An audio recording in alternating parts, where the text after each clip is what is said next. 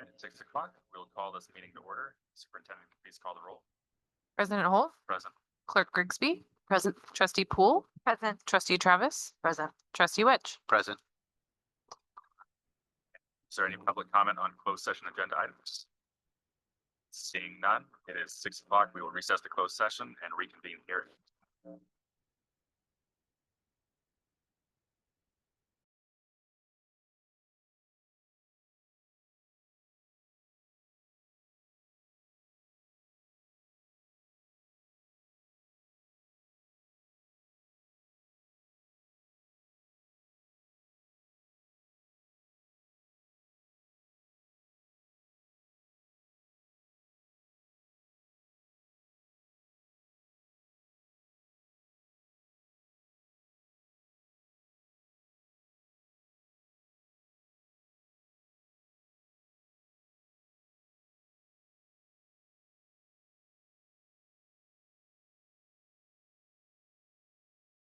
Okay, it is 7 o'clock. We will reconvene here in open session. And Trustee Wedge, do you mind leading us in the Pledge of Allegiance?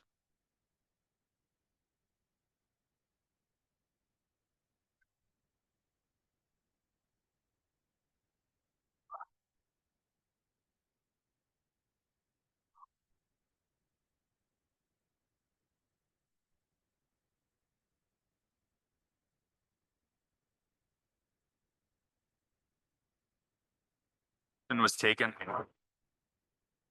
And we need to pull items 9B, C, and D, but unless those, I move that we approve tonight's agenda. I'll second. And all in favor? Aye. Those opposed? No. Moving on to item 6, public comment for things not on tonight's agenda. Sarah Hudspeth.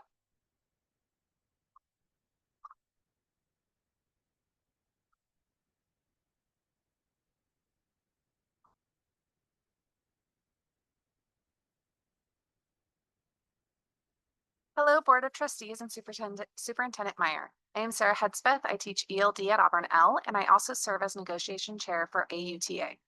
You may remember that we were able to successfully conclude negotiations for the 2024-2025 school year in May of 2025. It was a successor year, so upon completion of our CBA was ready to be updated, a task that was charged to the district's legal counsel, Kim Bogart. When we met in the start of September, this step had still not started. Kim stated that she wanted to make sure all the TAs and MOUs were accounted for. On September 4th, our team was told that we would have the draft of our updated CBA within a week or two. 3 weeks later, we were notified that the previous CBA doc had been lost. Of course, I lose my page. And would need to be retyped. We were just given access to this draft today, a full month later. At whose expense is this 100+ page document being rewritten?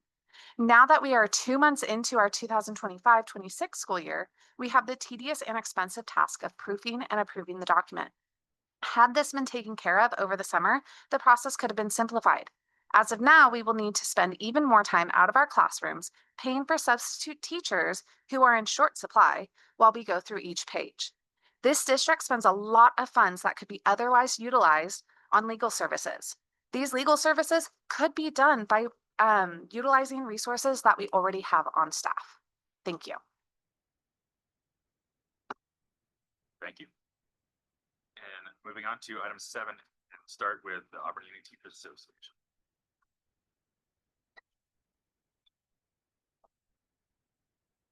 Good evening, school board members and Superintendent Meyer. I am concerned about several issues, and I'm writing to express how they're impacting students and staff across our schools, specifically regarding ongoing safety issues, teacher support, and transparency in programs funded by Proposition 28. Firstly, our veteran teachers, who are highly skilled and dedicated professionals, are exhausted, unsupported, and nearing a breaking point. The frequency of violent student behaviors, including hitting, spitting, kicking, and punching staff and students, creates an unsafe school environment. Additionally, disruptions and class evacuations are caused by these behaviors, severely interfere, and impact student learning. The current lack of accountability, where students responsible face little or no consequences, forces our teachers into roles of constant supervision and crisis management rather than education delivery. This unattainable situation has many staff members contemplating stress leave or leaving the profession entirely. To address these critical challenges, I asked the board to clarify what specific safety protocols and disciplinary measures are in place and how they are enforced with consistency. What plans exist to increase staff support so teachers can focus on educating instead of managing disruptions? How will the district improve mental health resources and reduce teacher burnout by providing adequate workload management and professional support? Regarding Prop 28 funds for arts education, I've noted concerns about the limited arts staff currently available. There are 2 arts teachers and 3 school sites, which raises questions about equity access to these programs. I request detailed information on how these funds are being spent, including the types of arts programs that are offered, any planned expansions or other disciplines that the school sites might be using, and how they are impacted and measuring student engagement and learning outcomes. Additionally, what processes are in place to ensure fiscal accountability and community involvement in these budgeting decisions? In our schools, they must be safe, supportive environments where educators are empowered to teach and students can thrive. I urge the board to take immediate and transparent actions on these issues, including improving policies for student behavior accountability, increasing support for exhausted teachers, and enhancing clear reporting on Prop 28 funding. Thank you for your dedication to the district and taking these concerns seriously. I look forward to your timely responses to learning more about these concrete steps that are being taken to improve safety, staff well-being, and the program transparency in Auburn Union Schools. In solidarity, Sarah Liebert, AUTA President. Thank you. And 7B, it looks like we don't have CSCA with us this evening. And moving to tonight's consent agenda, I know we're going to pull item B. Do you have anything else to pull? Not seeing any. I move that we approve the consent agenda with the exception of item B. I'll second that. And clerk, please, roll call vote. Absolutely. President Holt, Aye. Clerk Grigsby, aye. Trustee Poole, Aye. Trustee Travis, aye. And Trustee Wedge. Aye. Now, item 8B. I know, I think Trustee Travis, you are recusing yourself on that one. Yes. And I'm Did you say B. maybe second guess myself. So I move that we approve item 8B. I'll second that. And clerk, please conduct a roll call vote, with the exception of Trustee Travis. Thank you. Yeah. President Holt. Aye. Clerk Grigsby, aye. Trustee Poole aye? and Trustee Wedge. Aye.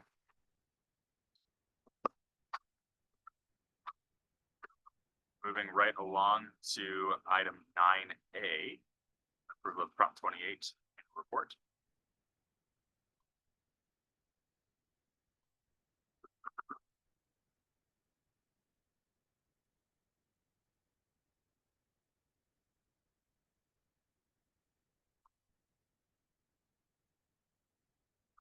Yeah, I'll go ahead and talk about the Prop 28 report. The report is listed here on the agenda, and it's required by CDE. There's 2 full-time credentialed teachers paid out of Prop 28. The Prop 28 funds serve the 3 schools last year of 1,385 students. And the amount spent was $208,071. Currently, there's a surplus of funds. There's restrictions on how the funds get used. 85% have to be spent on personnel and 15% on supplies for the program. And the way that the funds are used are you can only add programs. So when we did the TK8 transition for Auburn Union School District, the a teacher was added at Auburn Elementary for art and a drama teacher for district-wide art instruction. We get just less than $200,000 a year, so that covers pretty much, the entirety of those costs. Do you have any questions? So the art teachers at Urgent Media then are not out of the box. That's correct. There are we have two VAPA teachers and also a band teacher, correct? Correct. Which are all under arts and music, but they are funded separate from Prop. So the positions that we already had could not be used with Prop 28 funds. They had to be new teachers, new teacher positions. Did you say there's money left over from the fund? That's correct. So if we were to add a position, we wouldn't be able to have it the following year. And so there's a waiver process. If we're looking at improvements for stages, AV equipment, we're trying to purchase new band instruments. They're going to cost about $60,000 for the new band instruments. And we have to go out for a waiver for that and apply for those funds. When they gave us the funds, a lot of the schools weren't prepared to spend all the money at once. So the first year we had the funds, we weren't able to spend that money because of the restrictions. Those dollars that are left over, I think was the term we were using, Jeremy, is due to the rollover from the first few years, correct? Because the annual funds year over year, you're saying are just shy of 200, and we're spending those each year on the positions that we have. Correct.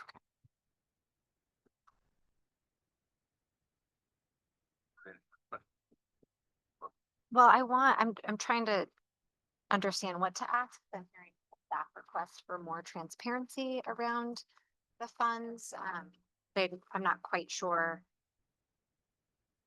what needs to be cleared up. So I don't know if you guys, based on the questions that were asked, if there's more of an answer to give than what's in the report. Well, there'll be a audit report by our auditors that are auditing Prop 28 and all the expenses for it. So that'll be in our audit report. And, we are happy to answer any questions or print any reports that people have questions about. Am I right that you're using the funds that I guess started in the first year? You're going to use that for stage equipment and that type of thing? Is that the plan here? Well, the way we have to use funds, they put time limits on them. So we use funds first in, first out. So technically we used the first year's funds last year and then they carry over.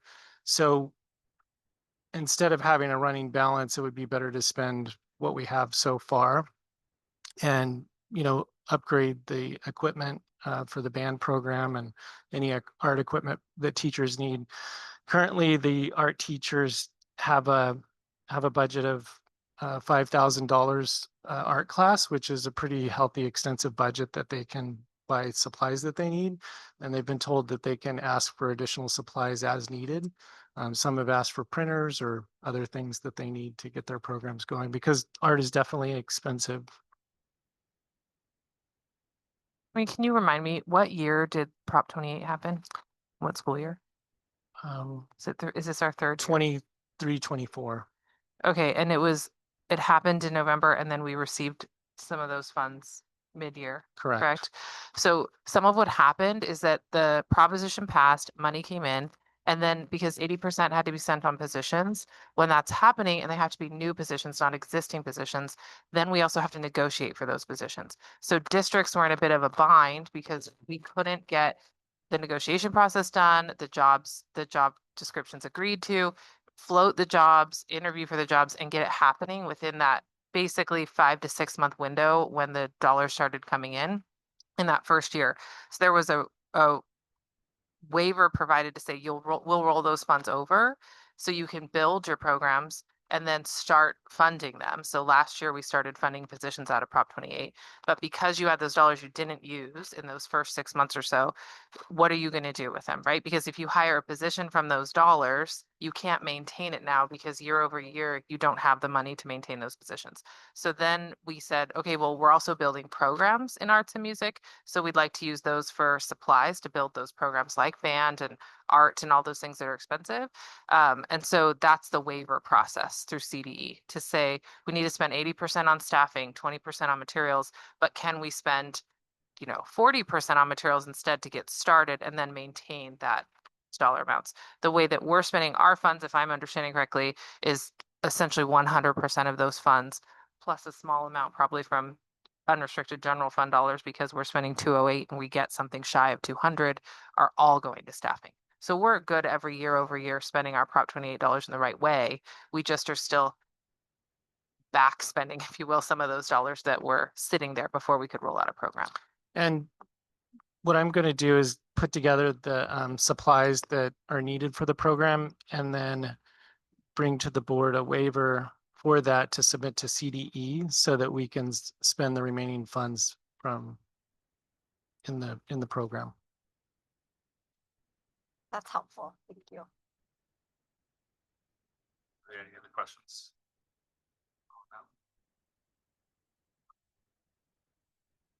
Seeing none, I move that we approve the Prop 28 annual funding report. Second. And all in favor? Aye. Opposed?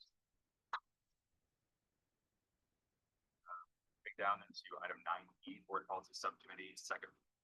Okay, so these are the policies that we were looking at. Amber, Emily, and myself are on the board policy subcommittee. We were looking at the 9,000s, if you recall.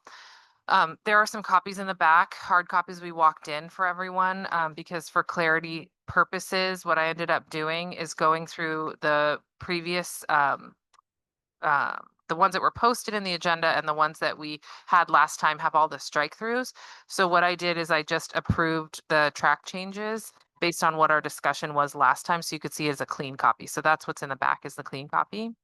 There, the policies that are listed there or that are available in the packet that we're considering for approval tonight are 9010 public statements. All of those changes were taken from last session. 9011 disclosure of confidential privileged information.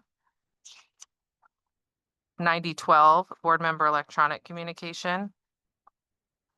And 9100 organization. Organization was the one where we were, and one more, bylaw 9260 legal protection. Organization was the one where we might want to have a conversation. To my understanding, and correct me if I'm wrong, it seemed like in first read, most of the changes all seemed fine. There were some questions on 9100 in terms of term of office. So that would be under election of officers. I did take the line out because we've left it traditionally. And if you recall, and it's in the board packet, we left it with like a blank and just didn't fill it in.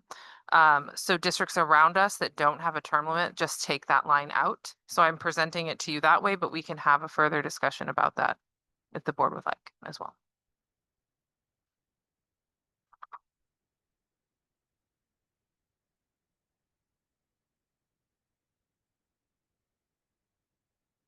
Yeah, the discussion we were having was whether or not to have in some kind of a year amount for board position. So I'm just wondering again, sort of what reason we wouldn't have that. Like, why wouldn't we have like you said 2 years, some of them have like a 2-year limit? Yeah, so, and I don't know if you looked at, and because they're all available online, but I looked around at neighboring districts. And so we kind of had a few different options. Some people don't have them. Some districts around us do. What I saw was 2 years was kind of typical. What I had brought up last time was that if you have a 2-year limit and you've, the way that our elections work on a 5-person board, we have 3 seats up 1 year and 2 seats up the following year. So if you were to have a year where the group of 3 all turned over, and then we have that organizational meeting in December where we have a board president and a clerk, if those 2 existing board members had termed out because we had a 2-year limit, then the only people available now to be able to be the president and the clerk would be someone who's just recently been sworn in on the board. So that was my only piece to say. That could prove difficult. And it's why I think you see, sorry, I think that's probably my watch. I'll sit like this. I think that's why you will see not having a term limit. But I mean, there, you can. It's not to say that you can't and that some districts don't. And just in my mind, looking at it from a pragmatic perspective, I think that's the issue we could potentially run into.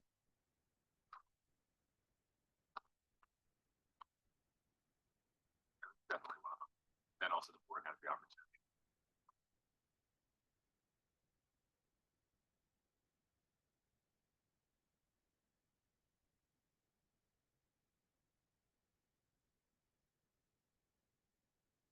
Oh, we've had some pretty in-depth conversations in the past on that as far as term limits or even rotating through each board member.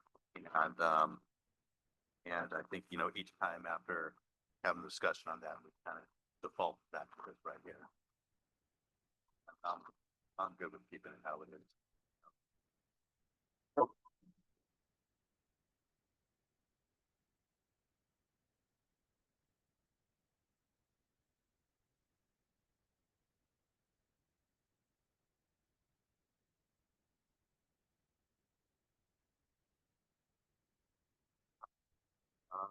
I guess I will move to approve item 9E. I'll second. Aye. Aye.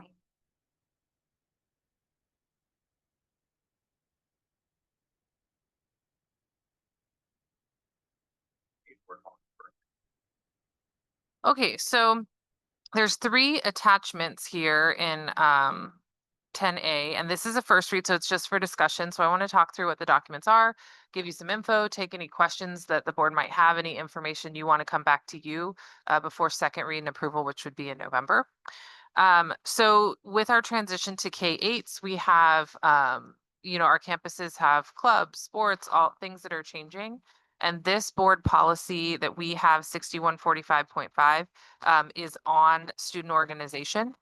So right now, what you'll see in the attachment is that Auburn only has a BP. We don't have an AR.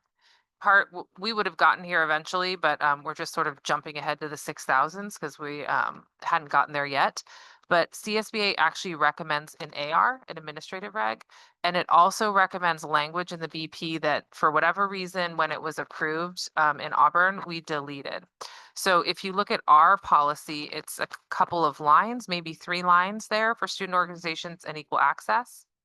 And then what it's lacking, if you open the CSBA policy, is an option. We didn't choose an option.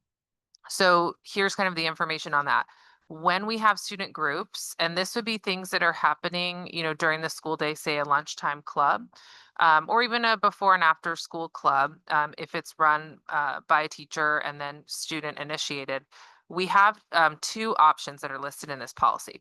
The first option is to have a closed forum, which means that we would only allow student initiated groups that relate directly to the curriculum to be on school premises during non-instructional time. So that again could be lunch, even though that's in the school day, it's considered non-instructional time. And then all curriculum related clubs or groups would have equal access to, announce things, put things in the newspaper, put up flyers, all of that. And then they would be subject to all the things that follow within the board policy and the attached administrative reg. So that's curriculum only. So could you have a Lego club? Well, we have STEM classes, right? So probably yes.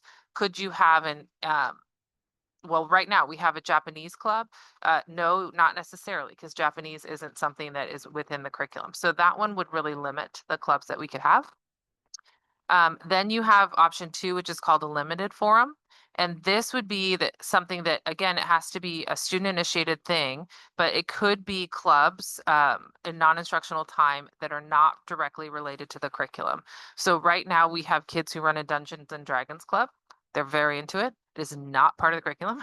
So we wouldn't be able to have that as much as they wished it was. We couldn't have a Dungeons and Dragons club. But also what this allows, and it talks a little bit more about it in the AR as well, is that a limited forum club would allow students to have clubs that would have a religious focus or a political focus. So for example, when I was at the high school, we had a Young Republicans Club. They could have that under limited forum. If you went with closed forum, those clubs would not be allowable because they're not directly related to the curriculum. So I just want to kind of describe, do you have any questions on that? So I think you mentioned, did we have this at one time? Was it out?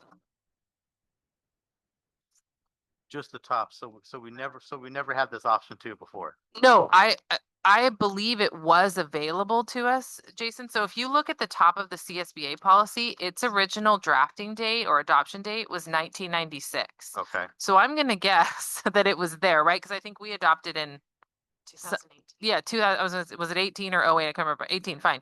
Obviously after 1996. I don't know why, but for whatever reason, when the policy was adopted, neither option was chosen. Only the paragraph at the top was adopted. okay. So what's happening now is that we have schools with clubs, you know, that students are asking to run, or various things are going on at lunchtime or before and after school. And when principals are asking, is this permissible? Is it not permissible? We don't have any language in our board policy, and we also don't have the corresponding AR that gives, we can go to the AR next, it gives very like 1, 2, 3 things that I think would help our staff better manage, you know, what's on their campuses in terms of continuity too.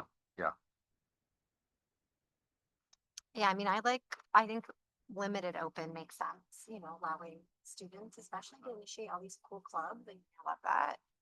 So I definitely think option 2 is good, but yeah, I think that having the AR is the part that I want to talk about. Yeah. Make sure that we have in place, because that's how that looks, I think is important. Yeah. Do you want to take a look at that one? We can go there next. Yeah. So if you open the AR, and again, we have nothing to compare to for Auburn because we did not adopt the AR, but this AR was drafted at the same time as the board policy in 96 and last revised in 08. So again, it gives you steps, like I said, related. So if you go with closed forum, it tells you that that club must meet at least one of the following criteria. It gives you 4 of them.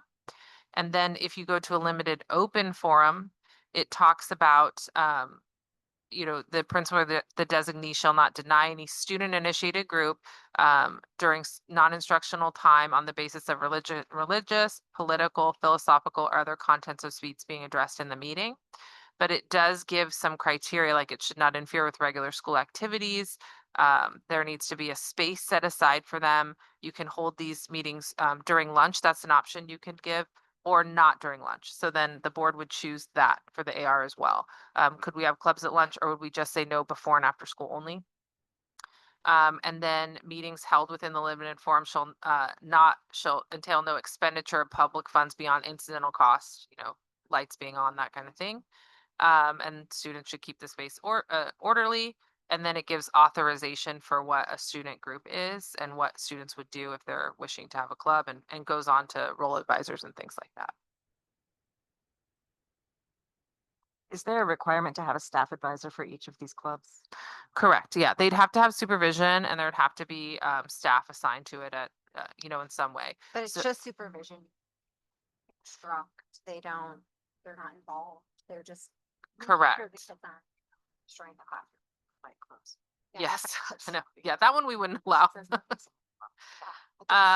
Yeah, it says, let me see here. Okay, so if we go back to the BP, actually, when you have a limited forum under number 2, it says there shall be no sponsorship of the meeting by school or staff. So, and the term sponsorship means that the school staff are promoting, leading, or participating in the meeting. So there's an assignment of a teacher, administrator, or school employee that's really there for custodial purposes, meaning oversight, and doesn't constitute sponsorship. So, And you that know. non-school persons can't lead it either, so it's completely led by the students. yeah, so it has to, the sponsorship of the meeting has to be by the school or the staff. Yes. I have some questions about the non-school persons.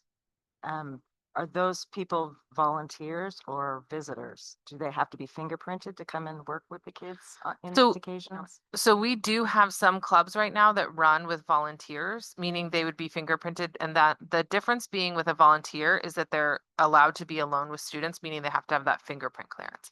Visitors, like a parent that comes every Wednesday to do reading group can be a visitor, stay in the room with the teacher and run the reading group. They wouldn't have to be fingerprinted. But the volunteer piece is kind of the big defining factor there is you're alone with kids, you must be fingerprinted. And is it called Alone with Kids even if there's a staff advisor there? No, that would be, the kids are being supervised then by the teacher. Okay, so potentially a visitor could come then. But it says Correct. school person shall not direct, conduct, Right. control, or regularly attend activities of student groups. So I think the best way to exemplify that one is an example. So let's say you had this Young Republicans Club, right? And you had a teacher advisor. Then if they had a speaker, so let's say Kevin Kiley was like, hey, I'll come talk to the kids about how I got into politics and what have you. Then he could come. He's obviously not he's a non-school personnel person, but he could come and present to the Young Republicans Club about, all that he does and how he made his pathway there. And then the next day, the next meeting, he's not there anymore, right? So he's not regularly attending, nor is that guest speaker directing, conducting, or controlling the student group. So what is regular attendance? I just know that there was some incidents in this area in, I don't know, the last 5 years where there was attendance by a particular person that kept coming and coming and coming, not to our district. But I just want to ensure that we're not having that same type of thing happen. Yeah. That it's a guest and not a figure that's constantly there. Right. And I think if you wanted to specify in the policy, those are things you could think about that we Okay. could bring back at second read. So, or I could take a stab at it if you wanted me to Okay. and bring you something, maybe send it to you via email to take a look at, and then we could talk about at the second read. Okay. But, if I'm hearing you correctly, something along the lines of non-school persons shall not direct, conduct, control, or regularly attend activities of student groups, period. Regular attendance would mean attending more than 1 to 2 meetings annually, something like that, right? Sure. Because a guest speaker might come once or twice. Yeah. That's probably reasonable. Yeah, that We makes could sense. add a line like that. Yeah. Okay. So kind of what I'm hearing is, if it's student led where the oversight is, staff or a teacher, then, we're within the policy as it is right Right. now, as it's written. If it's being led by somebody that is not, staff or a teacher, but have been fingerprinted, that's where your concern lies. My concern lies with them being in regular attendance, that they're not a guest.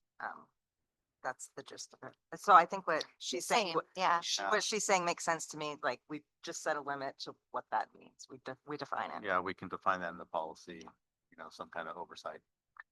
Yeah. I've got a follow-up question on that too. Yeah. Let's say, hypothetically here, a student wants to start the hockey club, right? Yep. And there is a hockey coach in the area who's willing to come out and help some of that. Yep. I'm just curious to see how that play out with kind of AR. If that would be something about it, would be kind of helping. Right. So,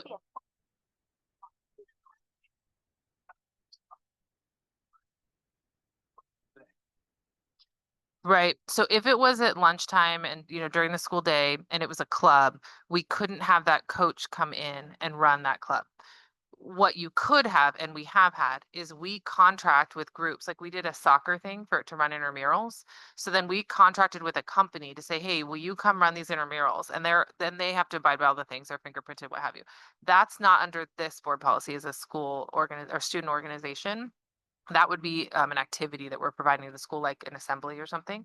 So we've done that before. So if we wanted to do something like that, where they're running, intramurals of, what did you say, field hockey? Okay, field hockey, that's a thing we could do. It just wouldn't be through a student organization. Then on the flip side, if you want to do it after school, that person could ask for a facilities use agreement, send it out as a community flyer. They could use our facilities and everything, and they could run it after school. It would just be during the lunch period that they most likely wouldn't be able to do that. Does that make sense?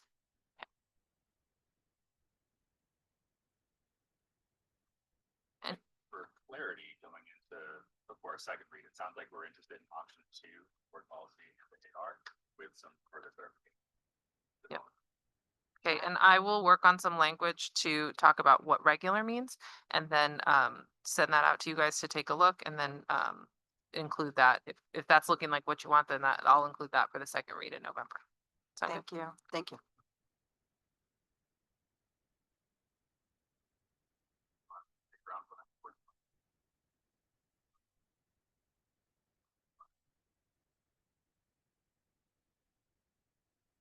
Second to finish my note here. Okay, so again, this one, we talked about this last time we had a special session. It doesn't necessarily need to go for action, but we just did want to mention in the board meeting here that we're adding a special session on October 26th. It is a Sunday because spending Thursday nights with us isn't enough. You want to come back on a Sunday. It'll be at 1 o'clock in here. And what we will be talking about is more on mission and vision and core values, reviewing the survey that we have out right now. Anyone who's listening and hasn't taken it, please take it. It's open through next Friday. We'll be reviewing that data, letting the board finish, having a discussion around mission and vision. And then the plan would be to bring a draft back to the November meeting for first read, second read in December. So that's all that is. No action is needed. Just wanted to make sure everyone knew that that special session is happening on October 26th. Moving to item 11, update on requests. I did have a request from last time, but they've all been taken care of. I didn't have any outstanding unless someone thinks I'm missing something.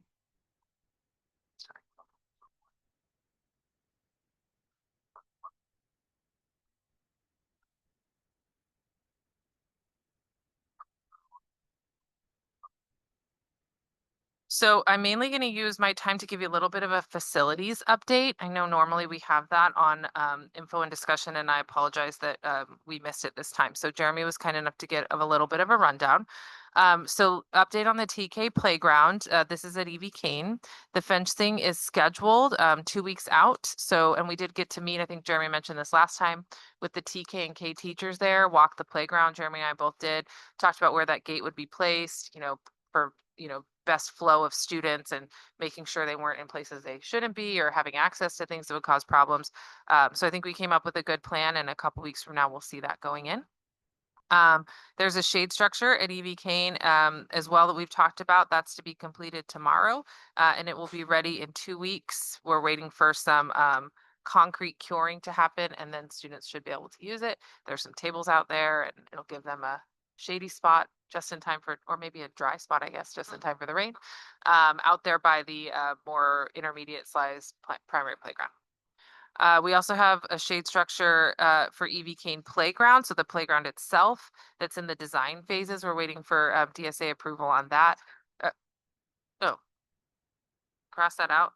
I was like, we went to Skyridge. There must be one at EV Kane too. Okay, I'm not crazy. It's a Skyridge. It gets hot out there, so we're trying to look at ways to shade the students while they're at the playgrounds. So that one will be happening as well once we get the design phase approval and kind of move forward with that. We know how fast DSA moves, so if anyone has any friends at the Department of State Architecture, help us out. Otherwise, we'll probably be talking about this one for a little while. Maintenance and custodian staff as of right now are completely filled. We really appreciate that. We even have someone coming here to clean our district office, which we really appreciate. Jacobo, he's awesome. So that's all good news. Dave is on vacation, taking a well-deserved vacation right now, but he's also doing a lovely job with M&O and custodial. Other news from me, I will just say I put out our first Arrive and Thrive newsletter today to our staff. Sarah actually had said it'd be nice if people got some updates and kind of saw how it was going. So we did that. I appreciate the feedback, and it's really good news. It's looking like our chronic absenteeism percentage is down to 17%. Doesn't have to stay there. It's all movable until the end of the year. But that's down significantly from 30% a couple years ago at last data collection point. So really, really good. We're happy to see our kids on campus more often, so everyone can do their good work with the kids that we have. We're doing perfect attendance and improved attendance. Did that in August and September, and we'll just keep going for the rest of the year. Should be a really good thing. And I'll leave it at that. Thank you.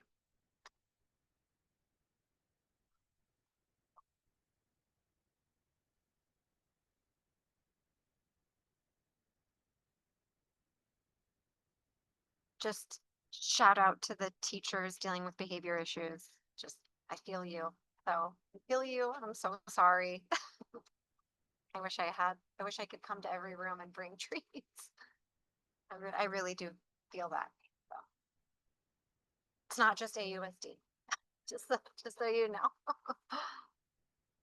I just want to give a quick shout out. We all attended, I think all of us attended the Auburn Chamber dinner a week or so ago. It was beautiful, very nice. I got to meet somebody there who later contacted me and asked if they could be put in touch with our M&O department, and I reached out to Jeremy, who immediately got back with them and set up a meeting for the next business day. And I just want to tell Jeremy, I appreciate that. Thank you for working with our community and help building those relationships. Thanks. Well, I will second that shout out. And yeah, great job, Jeremy. So I think that's it for me.